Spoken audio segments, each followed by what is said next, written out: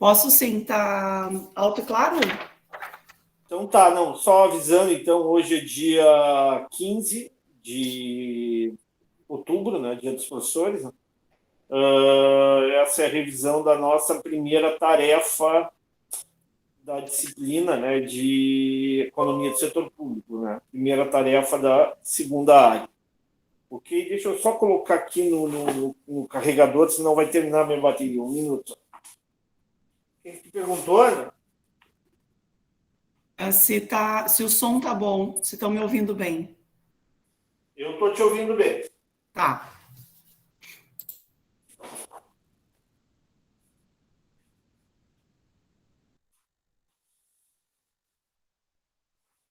Então pode começar a leitura. Ok. Pergunta 1. De acordo com a teoria das finanças públicas, existem algumas circunstâncias conhecidas como falhas de mercado, que impedem que ocorra uma situação de ótimo de Pareto. Assinale a opção falsa no tocante a tais circunstâncias. Alternativa A, existência de bens públicos. B, externalidades. C, existência de monopólios naturais. D, estruturas de mercados com concorrência perfeita. E C, mercados assimétricos.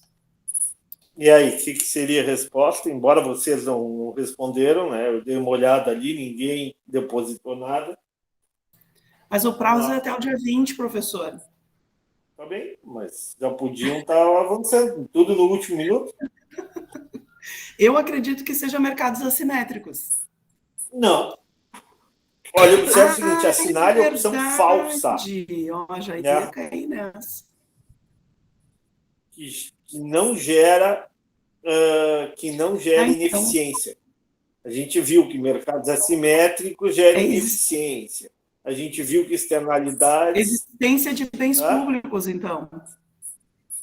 Também Também não. não. Bens públicos não consegue estabelecer um preço no mercado. Né? Quem é que tem que ofertar bens de características públicas? O Estado, o setor público. Né?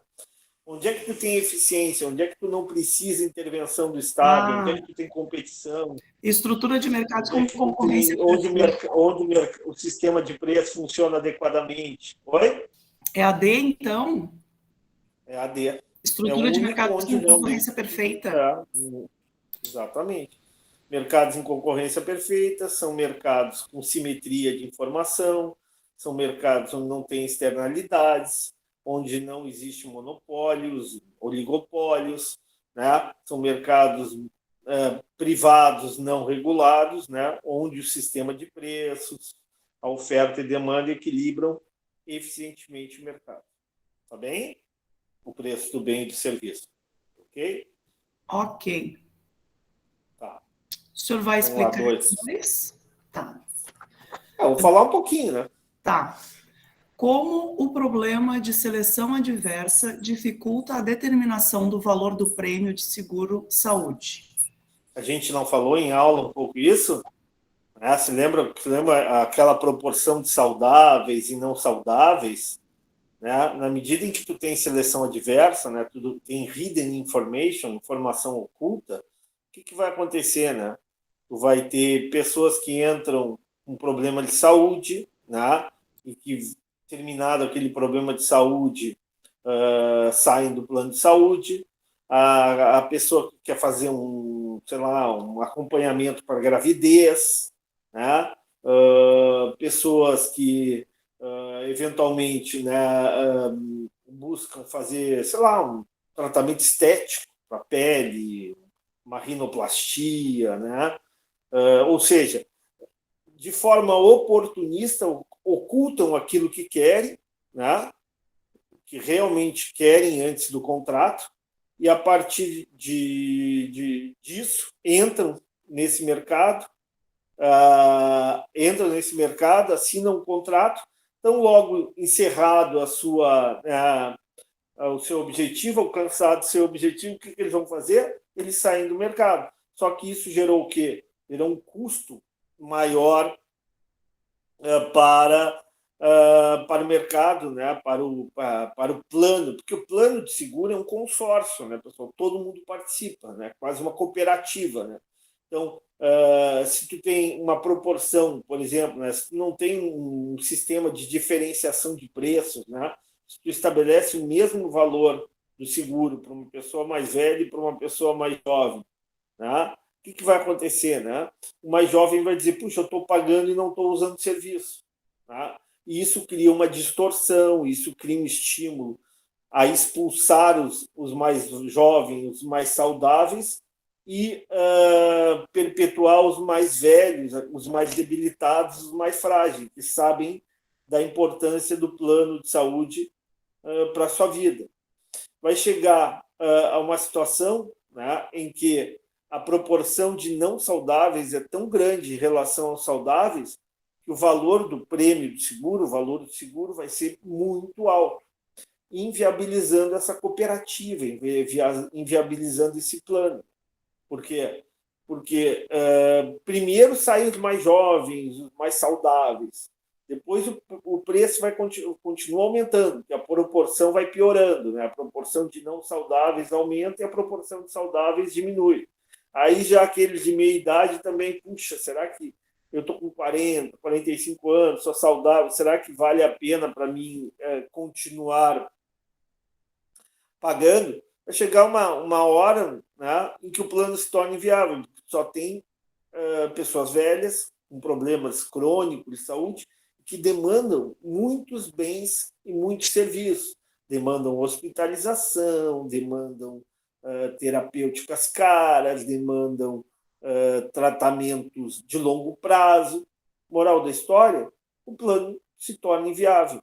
O custo dele é muito alto e o número de pessoas é menor, e mais do que menor, né?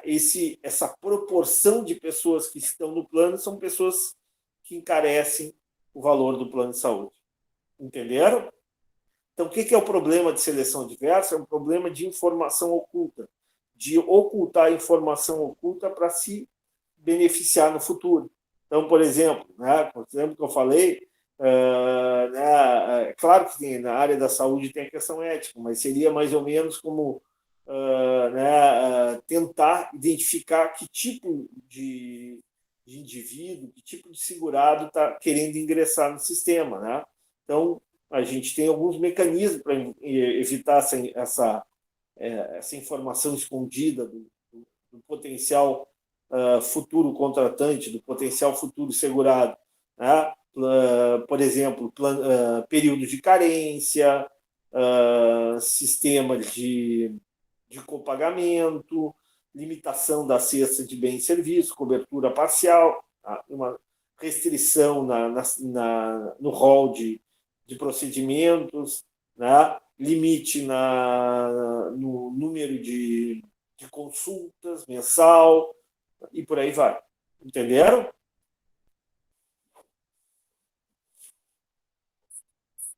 A gente falou Sim, isso. professor. De que forma o problema de risco moral afeta a eficiência econômica de um setor ou uma atividade? Qual é o problema? O problema do risco moral, a gente falou, é pós-contratual, é depois de assinar o contrato. Né?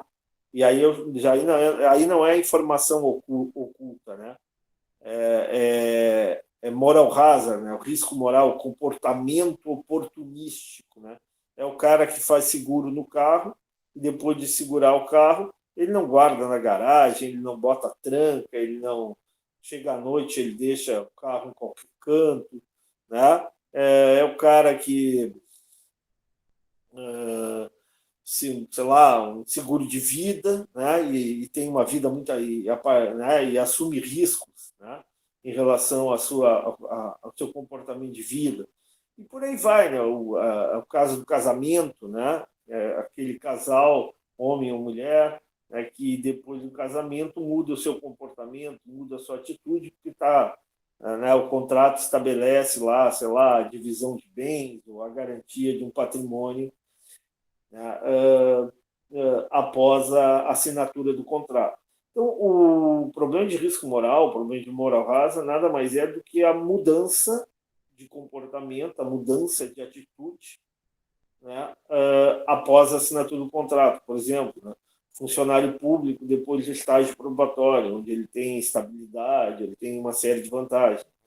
Aí começa a chegar atrasado no serviço, a ser menos produtivo, assim por diante, porque após o estágio probatório ele tem uma série de garantias que não tinha antes, ok? Ok, Como a professor. padronização e sinalização auxiliam, estou repetindo o que eu falei em aula, né? Padronização a gente falou, né? Por que a padronização é importante, né? Porque padronizar nada mais é do que fazer o cliente entender de que aquele produto tem uma qualidade uniforme, independente do lugar, né? Se eu comprar um McDonald's na praia, se eu comprar um McDonald's em Porto Alegre, em Nova York, em Uruguaiana, no Rio de Janeiro, né? Em Viamão, não interessa. Tem McDonald's em Viamão ou não? Deve ter, Tem, né? Tá? sim. É a mesma qualidade do produto, é mais ou menos, ou seja, há uma padronização, há uma uniformização. E isso diminui a simetria de informação. Né? Isso, o cliente sabe exatamente onde é o que vai comer, para o bem e para o mal. Já, por exemplo, vai naquele. Tem aqueles, sei lá, meu tempo tinha as trailer, né? Que eram maravilhosos, mas dependia. Tu tinha trailer que tinha X muito bom, mas tinha trailer que tinha X que era horrível. Né? Então, hambúrguer, X, sei lá. Então, tu não tinha conhecimento, né? Exatamente o que tu ia comer, as condições de higiene, a qualidade do produto, a conservação do produto, por aí vai. Né? Então, tu tem a forma de preparo, então tu tem um problema de falta de padronização e isso gera assimetria de informação. Até que, acho que nos últimos 10, 20 anos, né, é obrigatório os restaurantes, por exemplo, abrirem a cozinha. Dizem que cozinha né, dizem que né, a partir daí os restaurantes tiveram mais cuidado, né, no trato do alimento. Então, a padronização, né, é uma forma de diminuir a, a assimetria de informação. E a sinalização também, né? Muitas vezes uma empresa pode sinalizar para o consumidor que seu produto é de qualidade, né? Por exemplo, a gente falou da Brastemp, né? Que né, sinaliza através de propaganda. Claro que a informação tem que ser crível, tem que ser confiável, né? Empresas aéreas sinalizam, né, que são seguras, que têm serviços de alta qualidade, né? Novamente, o sinal tem que ser crível, o sinal tem que ser confiável, né? Para que haja a redução da simetria de informação. Uma loja fina, por exemplo, né? um salão de beleza fina, sinaliza de que aquele serviço é um serviço de qualidade, um serviço bem feito. E certificação, ali já estou na D, né? Certificação é a garantia, né, através de um atestado ISO 9000, né, chamadas ISO ambiental, certificado de envolvimento social, né, de responsabilidade social, de responsabilidade ambiental. Ali no caso a gente falou da Expo Inter, né, certificação dos animais, o Inmetro, certificando que o produto tá obedecendo às normas técnicas. Certificação também é um bom instrumento, é uma boa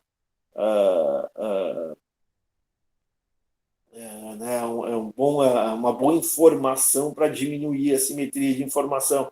Uma empresa, por exemplo, que pratica governança corporativa, né, sinaliza, né, de que está menos sujeita à corrupção, está menos sujeita a desvios dentro da empresa, né, a gestões mais arriscadas para os sócios, né?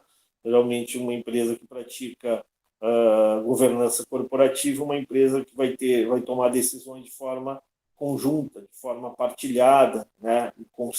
Através do conselho de administração, através da revisão, né? Dessa decisão por vários pares, por vários setores da empresa. Novamente, né? Uma empresa que atua, né, digamos assim, que implanta a governança corporativa, sinaliza para o acionista, sinaliza para o investidor de que é uma empresa mais segura e menos sujeita a riscos de mercado. Entenderam? Sim. A leia 3 para nós, Ana. Peraí que eu vou... Pergunta 3. Um pouquinho que eu vou botar toda na mesma folha aqui. Tem um monte aqui.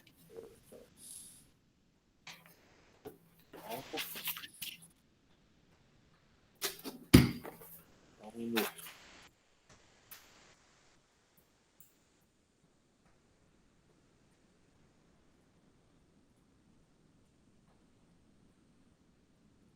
Tá. Agora. Vai. Tá.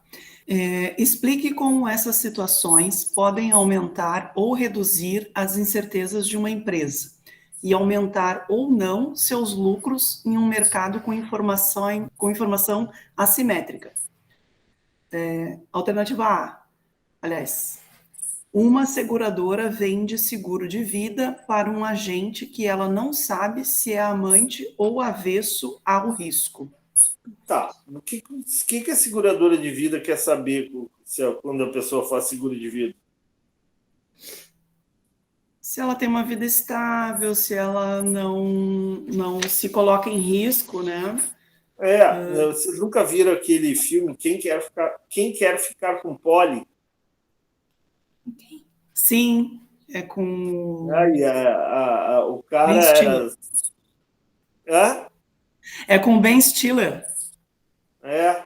Exatamente. Aí quem quer ficar com pole? O cara era, né, tinha que fazer seguro, né? E antes de aceitar assinar o seguro com a pessoa, tem que saber o perfil da pessoa.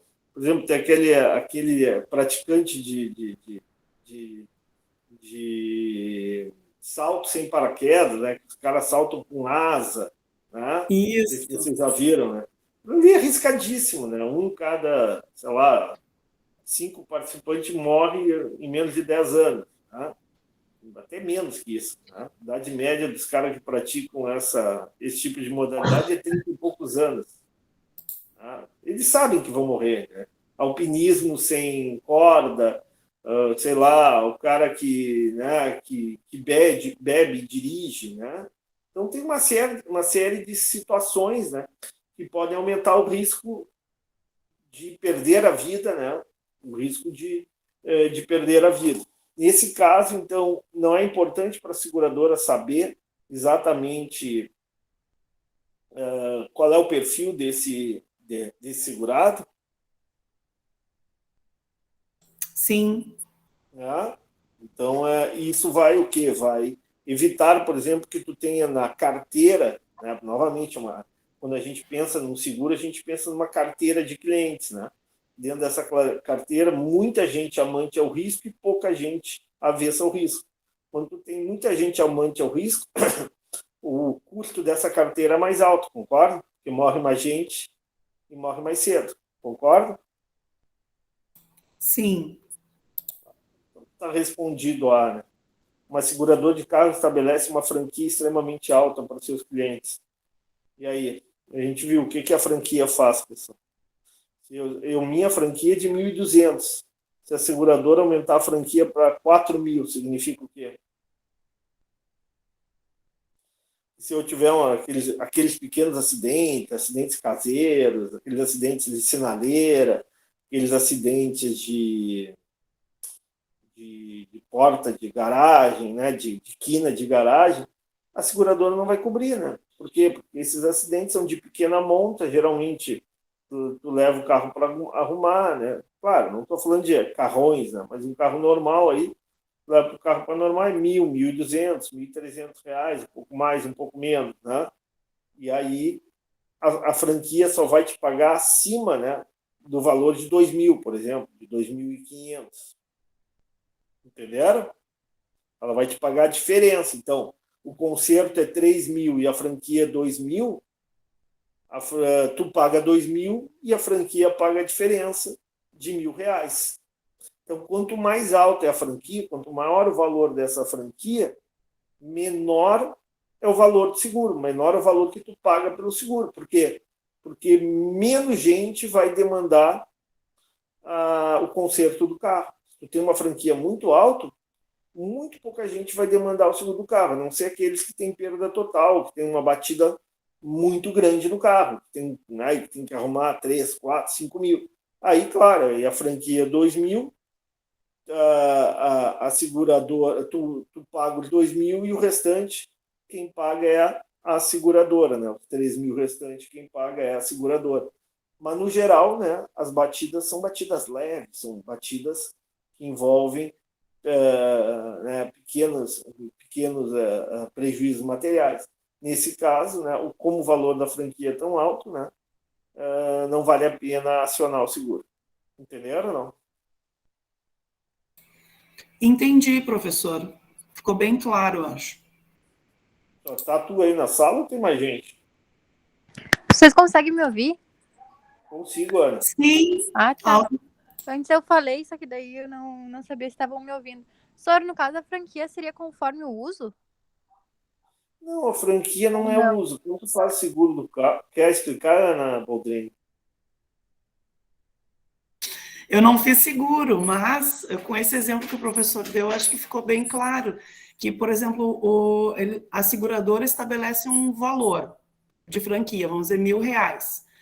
Para pequenos acidentes, que tu vai gastar menos que 1.000, ela não vai cobrir esses pequenos acidentes, porque teria que ser um acidente que tivesse um prejuízo maior que 1.000. Por exemplo, se o teu prejuízo for de 1.500, aí tu aciona a franquia e eles vão pagar a diferença, que são os R$ 500. É isso, né, professora? Se Tá, for entendi. 2.300, tua franquia... Como é que é? Como é que tu repetiu? Eu entendi que a franquia... Eu dei um exemplo assim, ó, se a franquia é R$ 1.000, tá? Perfeito. E eu tive um prejuízo de 1.500. Eu aciono a franquia e a seguradora vai pagar a diferença, que são os R$ 500, é isso? Exatamente. E os 1.000 E tu eu vou paga. pagar os 1.000. Exatamente. Então, quanto maior o valor da franquia, menor o valor do seguro. Por quê? Exatamente. Porque menos gente vai demandar o seguro. Sim, porque tu Entenderam ou acaba não? pagando por conta. Se tu tem um pequeno prejuízo, tu acaba pagando por conta. Tu não aciona a franquia da seguradora. Eu entendi que é Exatamente. isso. Exatamente. Não vai acionar as franquias porque ela é muito alta. Exato. Entendeu? E a maior parte dos acidentes é aquele acidentezinho que tu bate atrás do carro na sinaleira, que tu bate na quina lá do shopping, do estacionamento do prédio. Tá? Esses aí, como toda hora estão batendo, tu caminha na rua e andem os carros, né? Verifiquem os carros, não estão sempre com uma batidinha do lado? Sim, sempre com um amassado. Então, puxa, imagina se a seguradora não botasse franquia. Todo mundo ia arrumar, né? Ninguém gosta de ficar com amassado o carro.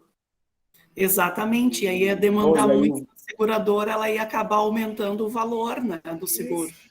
e o cara, aquele cara que cuida, aquele cara que está sempre, né?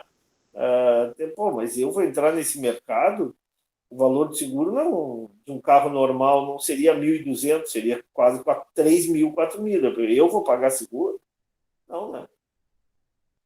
Entendeu? Ficou claro, Aninha? Sim. Tá, o C lê para nós ali, o 3C para nós.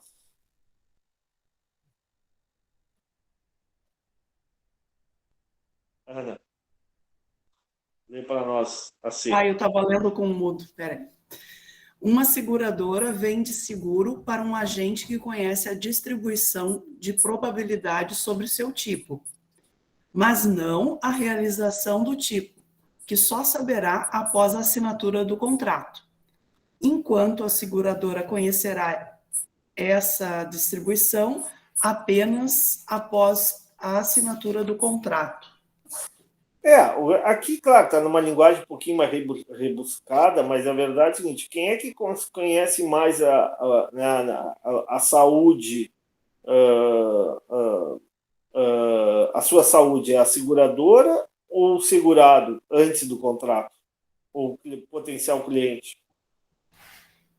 É o segurado, né? É o cliente. Então, assim, basicamente o que está dizendo assim, ó, antes, a seguradora não tem informação sobre o cliente, seja o seguro saúde, seja o seguro de carro, seja o seguro de vida e por aí vai.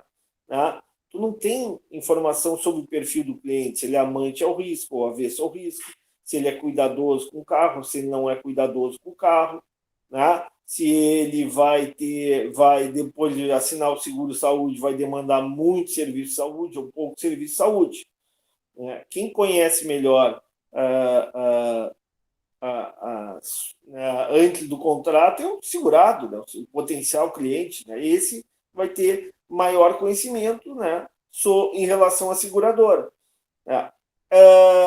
Após a assinatura de contrato, muda a figura. Né?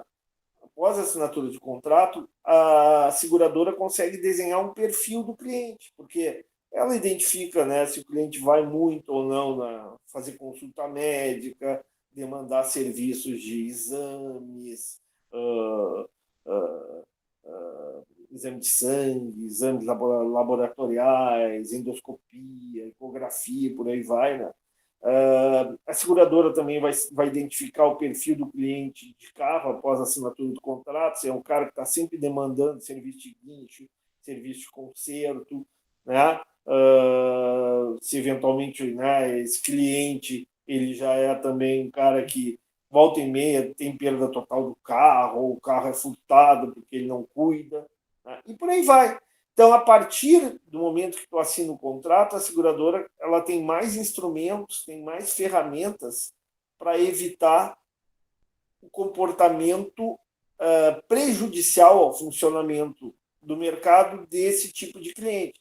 Então, por exemplo, no caso do carro, o que a seguradora vai fazer? Primeiro, a seguradora vai estabelecer uma franquia. A seguradora vai estabelecer o desconto para o bom motorista. Se não demandou serviços de guincho, se não demandou serviços de mecânica, né? Se não teve furto do seu veículo, ou perda total do seu veículo, no ano seguinte, né, terá um desconto de bom motorista. E por aí vai. A partir daí, a seguradora cria mecanismos, cria instrumentos para evitar que esse mau cliente prejudique o funcionamento do mercado, né? Ou pelo menos que diminua o prejuízo do funcionamento do mercado. O que faz o plano de saúde após a assinatura de contrato? Antes, ele tem pouco conhecimento do cliente, né? Ele não pode exigir um exame médico, né? Mostrando se ele tem alguma doença crônica, se ele tem, né? Não pode exigir, perguntar para a pessoa e condicionar a assinatura do contrato, vai ficar grávida ou não, né? Vai fazer o tratamento ou não, logo depois de assinar o contrato. Do ponto de vista ético, ele não pode fazer isso. Então, o que ele vai fazer depois do contrato, assinado o contrato? Ele vai criar mecanismo para que esse indivíduo não tenha um comportamento oportunístico, né? Um comportamento que se modifica após a assinatura do contrato, como, por exemplo, né? Criar prazo de carência, criar o sistema de copagamento, criar uma cesta de bens e serviços de saúde, né, que o cliente pode usar, né, limitar o número de consultas por mês, por aí vai, né, estabelecer um rol de terapêuticas, de tratamentos disponíveis para aquele plano de saúde, por aí vai, pode incentivar o cliente, né, a ter um comportamento mais saudável, dando desconto para aquele cliente, né, que prove que está fazendo academia, ou dá um desconto para a mensalidade da academia, para compra de alimentos mais saudáveis e por aí vai. Entenderam? Sim, professora. Está me escutando bem? Sim. Então, a próxima, Ana.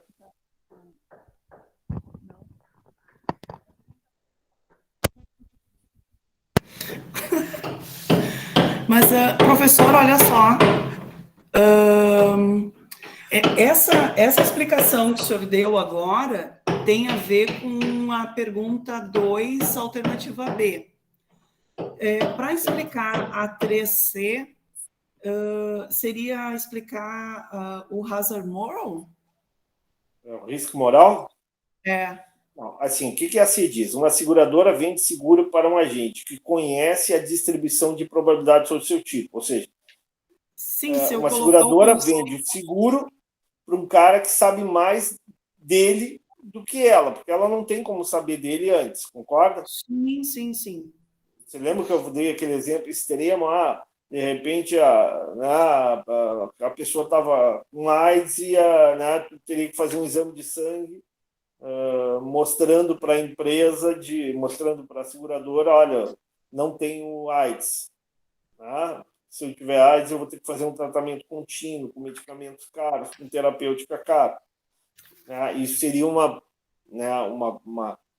claro que isso é inviável do ponto de vista ético, mas seria uma forma de a empresa diminuir a simetria de informação com o seu potencial cliente antes da assinatura do contrato. Concorda? Sim. Então, uma seguradora vende seguro para um agente que conhece a distribuição de probabilidade sobre o seu tipo. Tudo bem, é verdade.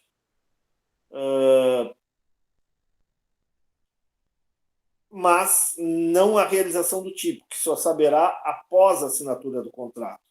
Tá? Ou seja, a seguradora sabe, é jovem, digamos assim, algumas coisas ela sabe, nem todas, né? Ela sabe, por exemplo, que uma mulher jovem, a chance de engravidar e ter filhos é maior do que uma mulher, sei lá, mais velha, né, que já tenha filhos. Isso aí tu pode perguntar lá no cadastro, tem filhos, quantos filhos tem, qual é a idade que tem, né? Mas mesmo assim, então ela até pode conhecer a distribuição de probabilidade sobre o seu tipo, mas não a realização do tipo. Né? Mesmo uma mulher mais madura, que já tenha 1 ou 2 filhos, sei lá, com 30 e poucos anos, ela pode ter outro tipo de comportamento após a assinatura do contrato. Né? Aí, ou seja, ela pode ter uma mudança de comportamento. Tá? Por quê? Ela vai ter o chamado oportunismo pós-contratual. Assinado o contrato, ela vai modificar, vai alterar o seu comportamento. A ideia é a seguinte, que mostra, para mim, isso aqui é um problema claro de seleção adversa. O que acontece? A seguradora até pode ter uma noção do tipo da pessoa, se é jovem, se é velho. Por exemplo, a seguradora de carro, elas sabem que homem é mais o risco de ter acidente, e acidente com valor material e humano ao dirigir carro é muito maior que o da mulher, né? A gente sabe disso, né? Isso é uma probabilidade. Então, por que a seguradora, se tu fizer em nome da esposa, em nome da mulher, é mais barato. Agora, a realização do tipo, o que efetivamente o cara vai fazer, ou a mulher vai fazer depois da assinatura do contrato, isso ela não tem esse conhecimento, ela não tem como saber. Então, o que ela faz? Como ela só sabe a distribuição de probabilidade sobre o seu tipo, né? Ela sabe a proporção de saudáveis e não saudáveis, sabe a proporção de homens e mulheres que estão no plano do seguro de saúde, no plano do seguro de carro, mas não sabe a realização do seu tipo, ela vai evitar, né, que esses indivíduos, após a assinatura do contrato, tenham o tipo de comportamento oportunístico. Né? Então, tudo aquilo que eu falei, franquias, o pagamento, para evitar que as pessoas adotem um comportamento prejudicial ao bom funcionamento do mercado. Não sei se me fiz claro.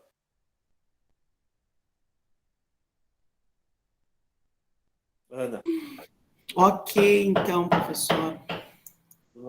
Esse ok é que tu não concorda muito com a avaliação do professor, é isso? Não. É que, assim, é bastante informação, eu vou ter que sintetizar para poder responder essa. Não, é interessante, realmente, ela é muito, tá muito ampla, né, a resposta, né? Isso, é isso que eu queria direcionar para o conceito de risco moral, que eu entendi que é isso, né? Mas observe o seguinte, aqui tem as duas coisas. Quando na primeira frase, quando diz uma seguradora vende seguro para um agente que conhece a distribuição de probabilidade sobre o seu tipo. O que é conhecer a distribuição de probabilidade sobre o seu tipo? Tu sabe como tu é, né, Ana? Tu sabe se tu é cuidador ou não do carro. Tu sabe se tu né, se tu vai querer ter mais filhos ou não, tá? Tu sabe se, né, se tu é uma pessoa amante ao risco, se tu gosta de saltar de paraquedas ou não gosta de saltar de paraquedas? Gostaria, professor. Ó, eu não sabia disso, ninguém sabia disso. Tu saltaria de paraquedas? Saltaria de bungee jump? Já saltou de bungee jump? Não, mas sempre tive vontade. Ó, viu? Uma surpresa para mim. Para mim, tu não teria esse perfil. Então, tu tem um perfil diamante ao risco. Então, ó, uma seguradora pode vender seguro de vida para ti, né? E quem que conhece melhor a distribuição de probabilidade sobre o seu tipo? Né? Talvez, aliás, ela até teria uma situação. Ela pegaria a tua informação. É mulher, geralmente mulher é mais avessa ao risco, já é mãe, já tem filhos. Né? Ela imagina uma distribuição de probabilidade sobre o teu tipo, né? Imaginando outras mulheres da tua idade, com filhos, concorda? A maioria não gostaria de saltar nem de paraquedas, nem de bungee jump. Seguindo um perfil já estabelecido pela sociedade, Claro, isso? exatamente. Aquela história da mulher dirigindo o carro, né? O seguro do carro da mulher é mais barato. Né? Não significa que todas as mulheres são cuidadosas, mas, né, a seguradora tem uma distribuição de probabilidade sobre o teu tipo, concorda? Concordo. Então a seguradora vai fazer o seguro de vida e vai dizer assim, a Ana tem 25 anos, tem 2 filhos, né? Isso. Tá? Uma mulher madura, faz faculdade, universitária e tal, é trabalhadora tal. Todas as informações verdadeiras até agora, né? Sim, perfeito, professor. E a seguradora vai chegar e diz, puxa, a distribuição, eu conheço a distribuição de probabilidade sobre o tipo da Ana. Tá? Tá, Por tá. quê? Vou... Porque é um perfil, né, de cliente. Mas ela não conhece a realização do tipo. Olha, né, que só vai saber após a assinatura do contrato. A Ana assinou um seguro de vida, no outro dia está fazendo o cursinho lá de Voltar de paraquedas. paraquedismo, Isso. saltar de paraquedas, vai no bungee jump lá mais alto, não sei o quê, vai na montanha-russa mais arriscada, né? Aprende a voar com aquelas asas, né? E por aí vai, Asa dela. entendeu? Aham, Então aí entendi. ela só vai saber após a assinatura do contrato, concorda? Sim, Quando tu entendi. quebrar uma perna, quando, né, alguma coisa acontecer assim. Bom, Exatamente. mas após a assinatura do contrato, ela tem mecanismos, ela tem instrumentos para evitar esse teu comportamento. Ela vai dizer o seguinte, Hum, olha, no contrato lá do seguro de vida, ela vai dizer, olha, acidentes né, onde o indivíduo assume o risco, tal, o plano do seguro de vida não vai cobrir. ou seja, ele estabelece alguns itens no contrato, algumas cláusulas, já para não cobrir, então, esses possíveis Esse riscos tipo que de tenha situação, claro, esse tipo de situação. evidentemente, Entendi. exatamente, E claro. aí ela tenta Então prever ela tenta não ter surpresas, é isso? na verdade, não é ela. Aí que vocês têm que entender. Claro que ela ganha dinheiro, a seguradora obtém lucro. Na verdade, quando tu pensa no plano de saúde, é um conjunto de pessoas, é tipo um consórcio, é tipo uma cooperativa o plano de saúde. Né? O valor do plano vai depender do quê? Vai depender de como essas pessoas se comportam. E da proporção, por exemplo, no plano de saúde, da proporção de saudáveis e não saudáveis. Num plano de seguro de vida, na proporção de amantes ao risco e de avessos ao risco. No plano de seguro de carros, na proporção de cuidadosos e não cuidadosos. Então, o que faz o plano de saúde? Ou o que faz a seguradora? Ela tenta criar mecanismo, principalmente pós-contratual, né, para evitar que os não saudáveis, para evitar que os amantes ao risco, para evitar que os não cuidadosos continuem sendo assim. Perfeito, Entendeu? professor. Ficou bem claro agora. Tá, D. Vamos até as 3, depois a gente continua. Não vai ficar até muito tarde. Vamos indo, tá bom. Continua a Tá. ler para nós a D. Uma firma manda um gerente para trabalhar em uma filial de outro país, sem saber quão bem o gerente domina o idioma desse país. E aí, isso é um problema de seleção adversa ou de risco moral? Pois ele não sabe, né? Ele só vai descobrir Informação depois, oculta. então é risco moral, porque ele não sabe? Não, se só sabe. Não, olha, observa o seguinte: uma firma manda um gerente para trabalhar numa filial, tá? Vamos supor, manda lá para os Estados Unidos, ou manda para o Japão, tá? Isso acontecia muito na época do Banco do Brasil, tá? Tu tinha no Banco do Brasil, por exemplo, o Banco do Brasil tinha agência em Nova York, tinha agência em Tóquio, tinha agência em Paris, e muitas vezes era o Cupincha. O Cupincha não dá para falar. Era o, era o amigo Era uma indicação, era vamos botar assim. um Alguém amigo, era indicado. uma indicação, era uma coisa assim, entenderam? Aí Tá, o cara entendi. chegava lá em Paris, documentos todos em francês. Muitas vezes o cliente era brasileiro, mas só falava francês, ou era francês e tinha conta no Brasil. Porra, qual é a função dessa pessoa lá em Paris? Eu demorava 4, 5 meses para realmente ser produtivo. Entenderam? Então,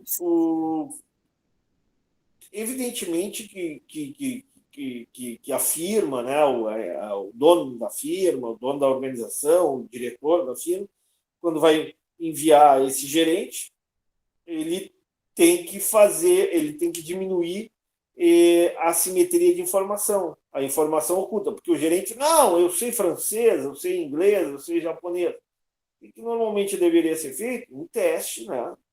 Uma prova de qualificação, né? A pessoa deveria ter uma prova oral lá de francês, uma prova escrita de francês, ler um documento em inglês, ler um documento, escrever, né? Nessa língua estrangeira para realmente diminuir a informação oculta. Então, nós temos um problema de seleção adversa. Tá. Nesse caso, não tem problemas éticos, né? A firma pode fazer isso, a organização pode fazer isso. Essa é a diferença, então. Claro, nesse caso, tu pode diminuir a informação oculta. Não, eu quero ir para Paris. Porque eu sou amigo do ministro tal, do presidente do banco. Não, para aí. Sabe falar inglês, sabe falar japonês, vai chegar lá na agência em Tóquio e tem que falar japonês, né? Sim. Dá um problema, sei lá, né, eventualmente alguém entra sei lá, um assalto, um problema lá de operação lá e tu precisa ter a língua nativa, ok? Ok, ficou claro, professor. E o último aqui, rede de lojas padroniza atendimento, forma de pagamento, layout. Isso é muito comum também, né? Para diminuir a simetria. Renner não faz isso? Sim, CIA não faz isso? sim. As grandes lojas de departamento fazem isso, né? Subway, McDonald's, Burger King, por aí vai, me ajudem aí. Qual é outras grandes redes que padronizam o atendimento? Vamos lá. Aqui tá, deixa eu me lembrar. O Zafari, né? Qualquer loja do Zafari, por exemplo, né? É a mesma forma de atendimento. Carrefour, né? Layout, né? Carrefour também, o layout é o mesmo, tu sabe exatamente em que corredor os itens, sei lá, produto de higiene, tu sabe em que corredor é frios, em que corredor é a padaria, em que corredor é... Geralmente o Zafra é no fundo as frutas, não é isso? No meio da loja, normalmente no fundo fica E a casa. já o Nacional não é mais no início? Sim, sim, algumas lojas já colocam logo no início. Tem a letra No, E ali, professor. já vou falar da letra E. Por exemplo, isso é uma característica de loja de varejo, seja Renner, seja C&A.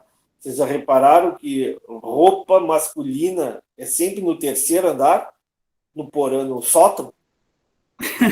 Sim, a feminina fica Roupa na frente. feminina fica na frente. Quem será que compra mais roupa? Pois é, por que vocês acham que acontece isso? Que discriminação contra os homens, né? E ainda botam roupa feminina e botam roupa infantil junto. Aí lá no Sim, cantinho da loja, é um combo. no sótão da loja, eles colocam ali meio escuro, tá? Porque o homem, quando vai para comprar, né? Sim, vai lá, pega e já vai embora, paga e vai Já vai, embora. compra e vai embora, não fica dando volta. Não, a mulher tem que olhar tudo, observar Não, tudo, comparar preço, já ver falei se para tem vocês, né? promoção. O capitalismo tem que dar graças a Deus às mulheres. Por isso que eu acho que tem que dar mais dinheiro para as mulheres. As mulheres é que salvam o capitalismo. Ah, Aí, tá bom. mas eu estou elogiando as mulheres. Tá, Mas é verdade. As mulheres têm uma propensão marginal a consumir muito mais alta do que os homens. Então, o Elas senhor gostam concorda de que o nosso consumir. salário deveria ser maior que o dos homens? Exatamente. Eu, como sou um capitalista ferrenho, defensor do capitalismo, eu acho que as mulheres têm que ganhar mais que os homens. O Eu capitalismo também acho. ia gerar mais emprego, ia gerar mais arrecadação tributária, ia ser melhor para todo mundo. O político que Por prometer isso favor. tem meu voto.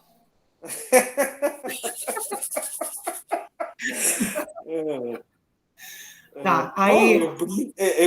a gente fala em tom de brincadeira, mas tem fundamento, né? Mas claro, professor.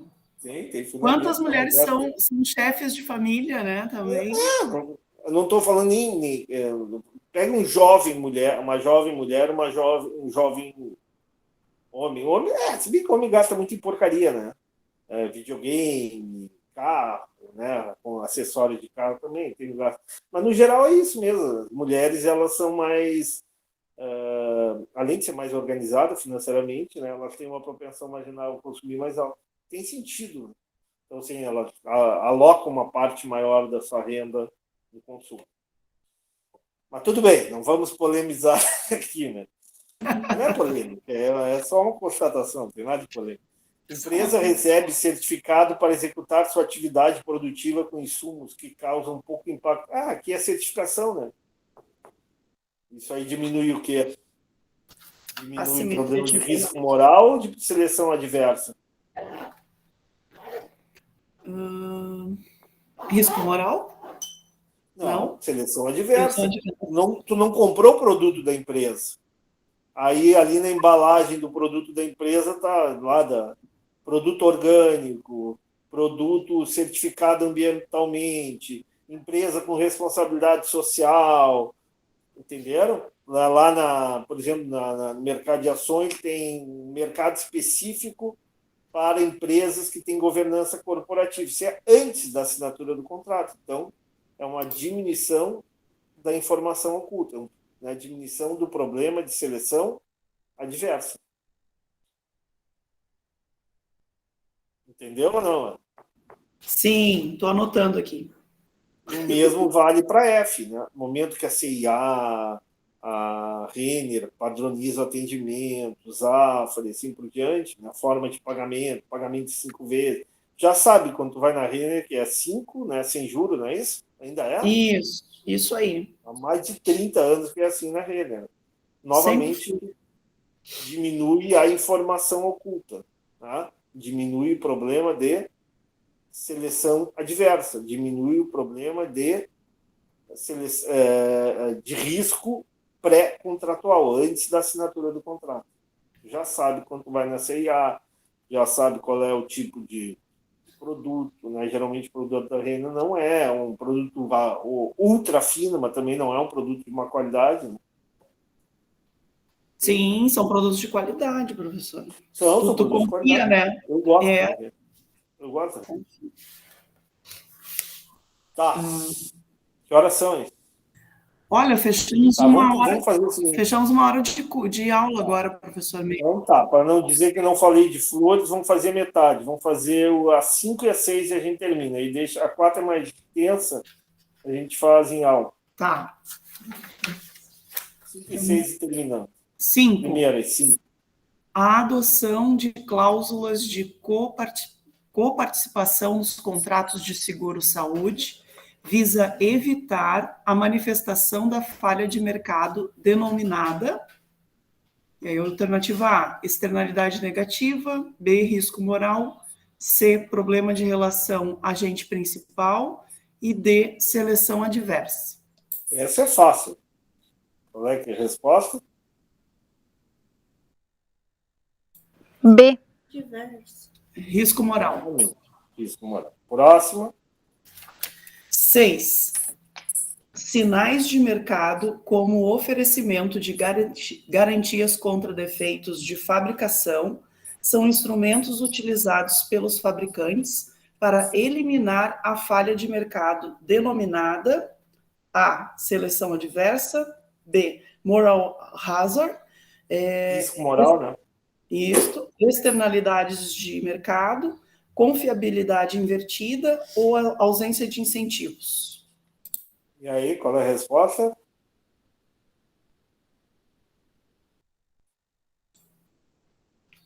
Fácil, fácil, fácil.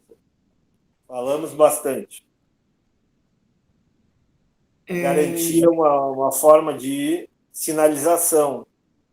É uma forma de... a sinalização envia sinais para o potencial comprador, para diminuir o quê? A informação oculta. Quem é que tem mais informação? Não. Não. É pré-contratual isso. Ah, seleção adversa, colega. Seleção adversa, claro. Seleção adversa. Toda vez. Seleção adversa. É isso, já está um pouco mais compridinho, tá? Então tá, professor. A gente fazer a 10, a 10. Terminamos. A 10? Fazemos a 10 e terminamos. Aqueles... Tá. Então vamos aqui.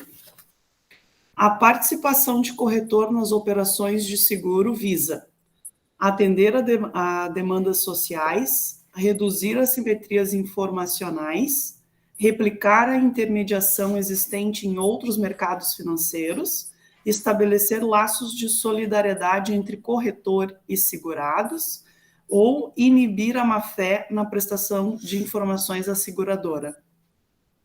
E aí, qual é o papel do corretor por exemplo, na negociação de um imóvel? Não é fazer o encontro entre o comprador e o vendedor? Não é passar Sim. informações, principalmente para o comprador do imóvel? Então, seria reduzir assimetrias? Claro, o objetivo que tu vai perguntar para o corretor, tu vai dizer, olha, esse cara, esse imóvel está escriturado, esse imóvel, esse vendedor tem alguma pendência na justiça, esse vendedor ele tem um histórico bom, tal. Ele possivelmente vai saber bem mais informações que tu sobre o imóvel, concorda? Sim. Então, até um dos motivos da gente procurar um corretor é esse, né, professor? É o papel dele, né? É te passar informações para diminuir a assimetria de informações. Né? É justamente o papel do corretor. Para isso que existe a profissão, entre outras coisas, claro, a profissão de corretagem. Tá bem? Brigadão, professor. Parabéns pelo seu dia. Está aqui justificado porque que o senhor recebe tantos parabéns no Dia dos Professores. Pleno sábado, o senhor dando aula aí para nós. Isso é bobagem.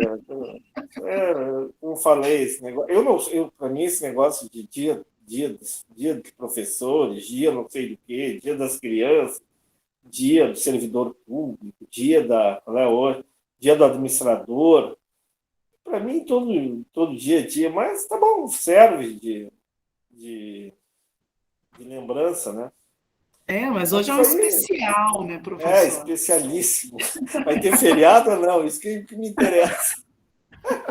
Não, não tem, né? A gente está aqui, Pois né, é, estamos professor? aqui. É que para mim Estamos aqui. isso aqui, pessoal, para mim não é trabalho. Vou te dizer, eu faria até de graça isso aqui. Eu gosto de conversar, eu gosto de estudar isso.